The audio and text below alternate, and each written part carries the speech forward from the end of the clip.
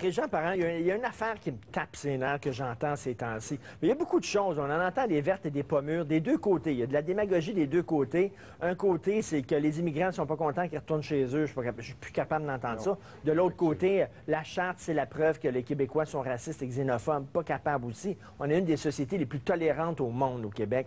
Voyons donc, on n'est pas raciste.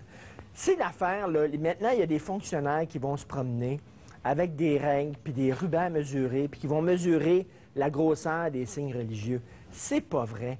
En France, les signes ostentatoires religieux sont interdits dans la fonction publique depuis 2004.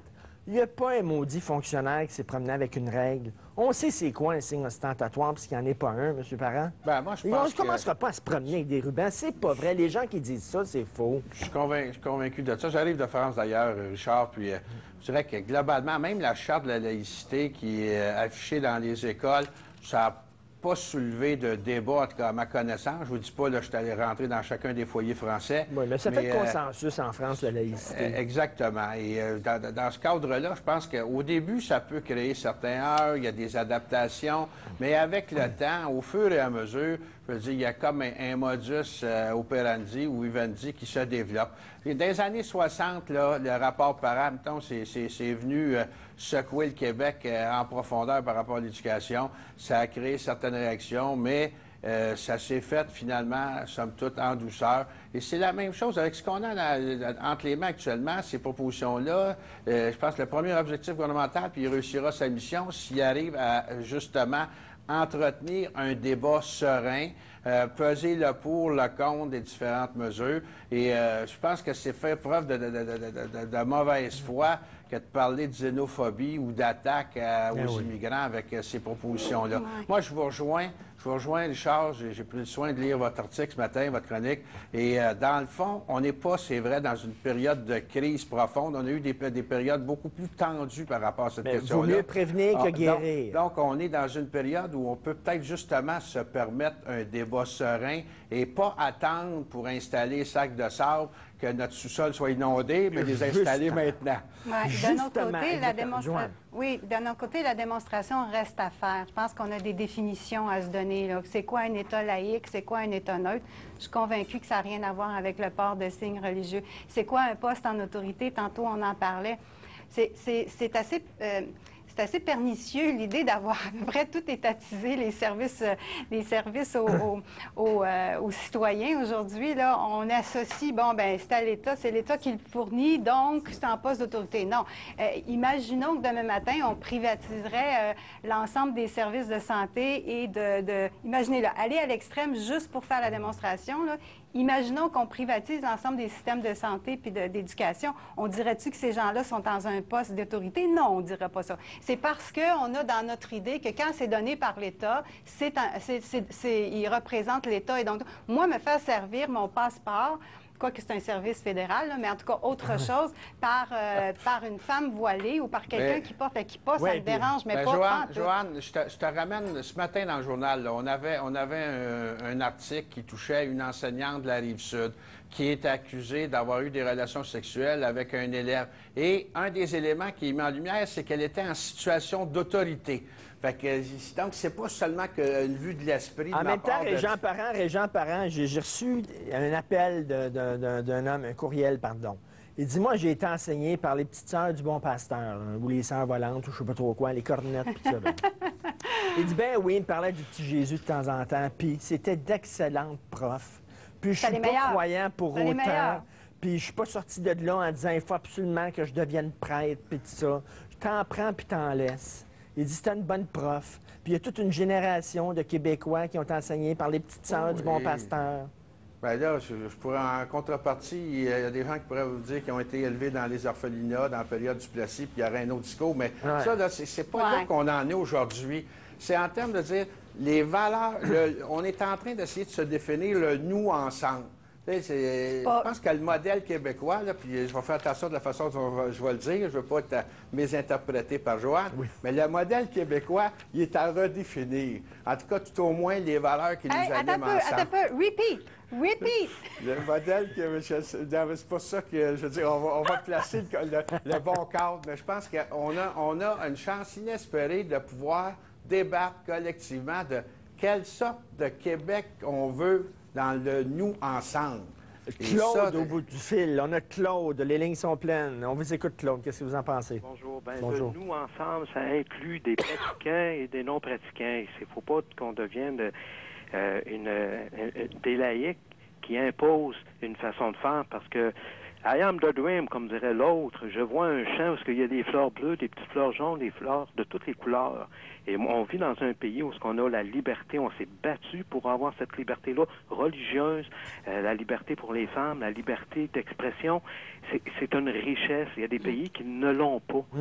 Et quand on vient nous dire, le gouvernement, moi, à mon avis, les valeurs québécoises, déjà là, ça part pas bien pour moi parce que les valeurs sont pas québécoises, sont universelles.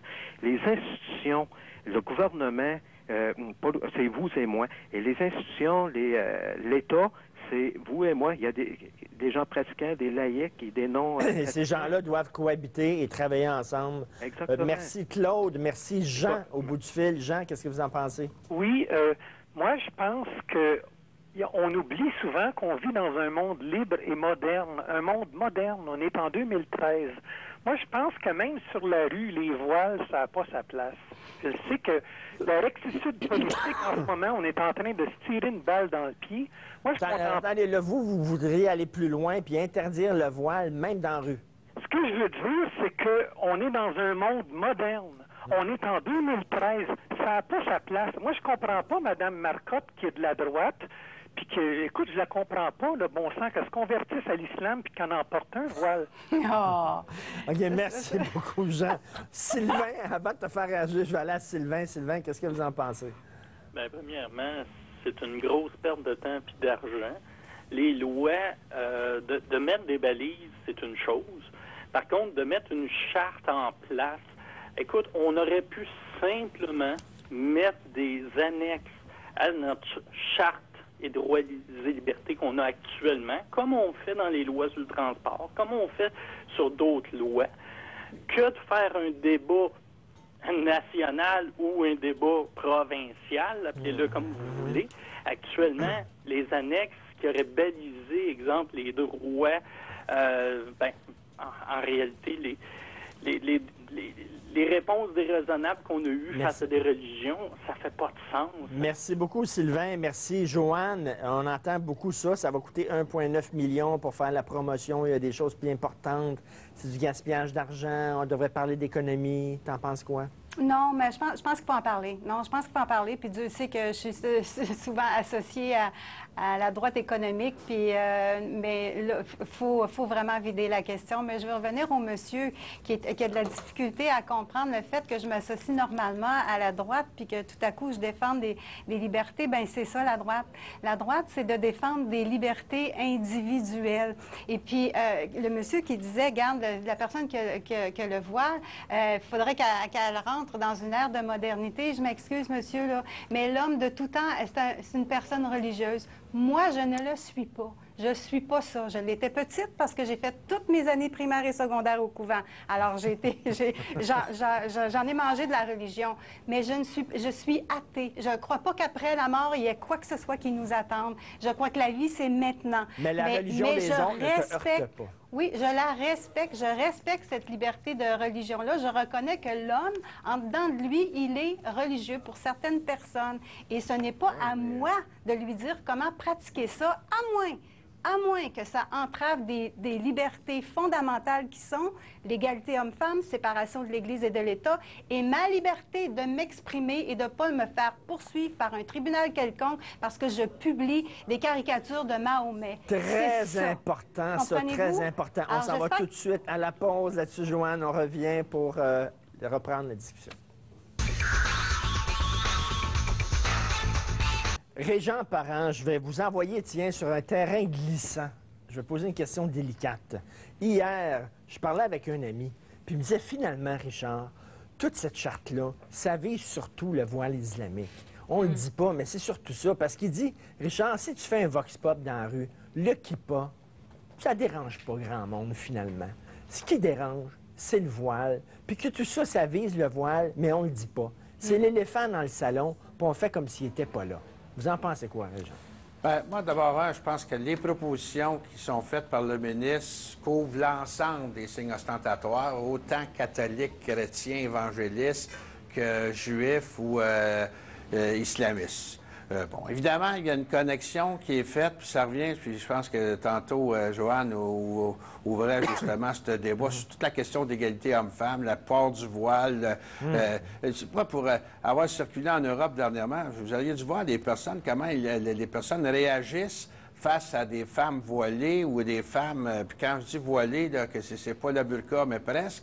Fait que donc, dans ce contexte-là, il y a toute la question de est-ce que c'est un signe de soumission ou pas soumission? Ouais. C'est sûr que ça occupe un espace. Mais là, effectivement, il y a comme un détournement d'attention. Je vous entendais avant la pause, les interventions qui étaient faites par l'auditeur. C'est comme si, à quelque part, on brimait la liberté de pratique de religion à travers des propositions gouvernementales. Là, il faut replacer les affaires dans un juste cadre. Il n'y a pas de brimade par rapport à la liberté d'expression Ils peuvent même porter un publique. signe, ils peuvent porter un signe religieux, pas ostentatoire. Pas ostentatoire. Ils peuvent continuer à Petit. pratiquer leur religion. Il y a liberté de Ce qu'on culte. leur dit, c'est garde-toi une petite gêne. C'est qu'on dit aux gens qui sont en relation avec le public. Puis là, on est prêt à discuter avec Joanne une veillée durant sur autorité ou pas. Mais ces gens-là, je veux dire, à quelque part, je veux dire, faire preuve de la plus grande neutralité, de ne pas prêter flanc, je veux dire, à un possible conflit d'intérêts. C'est des perceptions qu'on gère là-dedans. Et l'étudiant qui est dans la classe, puis l'enseignante est musulmane, moi, je suis juif ou chrétien, est-ce que j'ai eu le même traitement? Fort probablement que ça n'a rien à voir, qu'il y aura eu le même traitement, mais il ne faut pas prêter flanc. Moi, je pense que c'est de ce côté-là que la réflexion doit se faire. Puis en même temps, je pense que le Mais gouvernement là, je sais devrait pas, aller là, plus mettons, loin. dans un tribunal, là, puis le gars, je sais pas, qui est accusé, il est gay, puis le juge est hétéro, le gay va-tu dire, ah, moi, j'ai été traité différemment parce que le juge me comprend pas, parce que je suis... Vous comprenez, à un moment donné, Oui, il c'est faut faire vrai. confiance aussi aux gens qui ont ces postes-là. Joanne, ce que mon ami disait, là, que ça vise d'abord et avant tout le voile, quand je disais ça, je te voyais là, opiner de la tête. Tu penses ça? Moi, je pense que oui. Je pense que oui. Je pense que toute la crise des accommodements déraisonnables là, sont venus avec la culture islamiste qui fait peur, qui fait carrément peur avec raison. Là. On voit ce qui se passe dans le monde, on voit ça, puis on se dit, bon... Mais on puis en mélange plus, islamistes, musulmans. Oui, c'est mélange ça. On tout. est confus, puis on voit plus, on n'est plus capable de voir la personne qui ne porte qu'un voile parce que pour elle, c'est une extension quasiment de son corps. Comme je disais, je ne le comprends pas, mais disons que je l'accepte, là, ou la kippa, ou des trucs comme ça. Pour eux, ça fait partie. Souvenons-nous, quand on était plus jeunes, en tout cas pour les plus vieux, là, les sœurs portaient leurs vêtements. Pour eux, ça faisait partie vraiment de leur religion que de s'afficher comme ça. On a oublié ça. Eux, ils en sont là. Ils en sont là. Qu'est-ce Oui, que mais tu veux que je te dise? on s'en est sorti. On s'en est sorti, Là, mais ce tu qu'on peux demande, pas Joanne, là, c'est accélérer. nous autres, on a tu peux- fait cette démarche-là de sécularisation. Je on le comprends, fait. Et là, mais on si demande t'es aux pour autres, accueillir- faites-le aussi. Puis là, il y a Mais si presque tu es le pour con- accueillir des gens qui ont ça, si tu es pour les accueillir, il va falloir que tu respectes le rythme qu'ils vont avoir pour se sortir, quand pour tu se fais le séparer lien- de ces trucs-là. Tu peux Joanne, pas- quand tu fais le lien avec l'égalité, là, je veux dire, parce que jusqu'à un certain point, c'est pas commandé par le Coran ou par l'islam de Je le porter sais. un voile. Je le sais. C'est des choix. Et c'est là, la dynamique, puis je l'entends même chez des personnes maghrébines, à savoir qu'ils vont se refuser de porter un voile parce qu'ils disent que c'est un signe de soumission. Et dans ce contexte-là, égalité homme-femme, puis je Mais pense qu'il y a un gros espace de débat là. Mais là, je veux rappeler quand même, quand on parle des accommodements déraisonnables, pour en reprendre l'expression, à l'époque, on a mis beaucoup l'accent sur les aspects liés à la communauté musulmane, mais en réalité, parce que, puis là, je ne sais pas les chiffres exacts, ça fait trop longtemps que j'ai travaillé dans ce dossier-là, mais les plus nombreuses demandes d'accommodement raisonnables provenaient de la communauté chrétienne évangéliste. Fait que donc, c'est ça aussi, là. Il faut être conscient, là. Ça vient pas d'une guerre. On a Mais pour Louise. faire une histoire courte, là, Oui.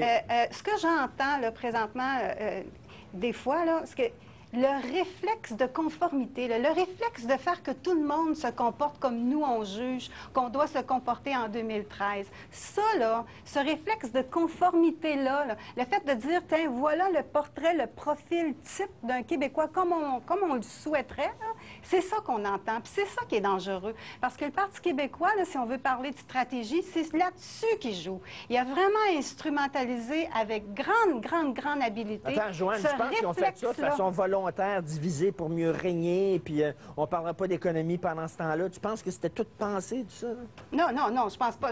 Pour l'économie, non, pas pour l'économie. Ce que je dis, c'est qu'ils ont vu vraiment une opportunité électorale. Ils ont sauté dedans. Ça marche. Ils vont aller chercher les régions avec ça, puis ils vont en faire un enjeu électoral, référendaire. C'est écrit dans le ciel. Je vous garantis que cette question-là ne se réglera pas avant la prochaine élection. C'est pas arrivé maintenant, là. C'était déjà dans le programme. Ils sont fait élire sur cette base-là. Donc, de l'électoralisme, je regarde les 3 partis municipaux à Montréal, font de l'électoralisme aussi, qui sont conscients qu'ils ne peuvent pas se priver de la communauté, des communautés culturelles. Exactement. Puis s'ils dénoncent cette charte-là, là, c'est parce qu'ils veulent avoir les votes des communautés culturelles. Eux autres aussi font de l'électoralisme. Oui, mais le bout électoraliste, c'est pas d'avoir amené ça. Le bout électoraliste, d'après moi, c'est d'avoir fait l'excès de zèle dont je parle. C'est d'avoir vraiment là, joué, instrumentalisé là, cette espèce de réflexe primaire d'autoprotection, de survivance, de peur de l'étranger et le besoin de conformité. C'est tout ce que j'entends de la part de Régent Parent aujourd'hui. Il faut que tout le monde soit pareil. Il faut que vraiment, là, regarde... Malheureusement, Régent, il faut parler dans la fonction publique. Pardon? On va continuer ça dans la ruelle. Merci beaucoup, Joanne Marcotte. Bonne journée. Merci beaucoup, Régent Parent, après la pause, pour le meilleur et pour le pire. À bientôt.